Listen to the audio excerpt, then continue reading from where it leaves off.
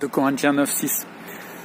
Celui qui sème avec avarice récoltera petitement, et celui qui sème avec abondance, avec générosité, récoltera abondamment. C'est sur la générosité. Et l'apôtre Paul, dans cette lettre, parle clairement de la collecte pour les chrétiens de Jérusalem, les chrétiens les chrétiens d'origine judienne qui étaient en grande difficulté financière. Donc c'est pas juste spirituel, hein, c'est matériel. Et l'apôtre Paul explique que c'est vraiment, il y a un enjeu spirituel par contre derrière cet aspect matériel.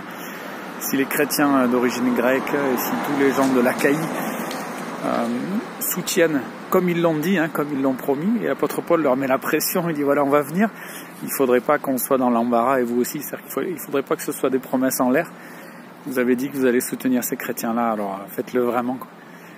Et puis il montre qu'il y a un principe spirituel, quoi.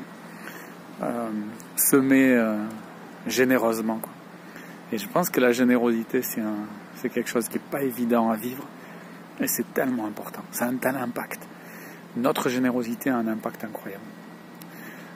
Voilà, qu'on puisse entendre ces paroles-là. Et puis l'apôtre Paul termine en disant voilà, Dieu était tellement généreux avec nous, il est tellement généreux avec nous, comment on ferait pour ne pas l'être, quoi. Que Dieu nous aide à être généreux dans cette période difficile, à semer abondamment, donc en parler de lui de façon abondante, mais aussi à soutenir les autres de façon abondante. Et on dit que Dieu va nous rendre riches pour qu'on soit généreux. Donc c'est pas pour qu'on profite pleinement et qu'on se mette de côté avec nos richesses, mais il va nous donner des choses sachant qu'on va être généreux. Il va surtout nous les donner s'il sait qu'on va être généreux. Voilà, allez.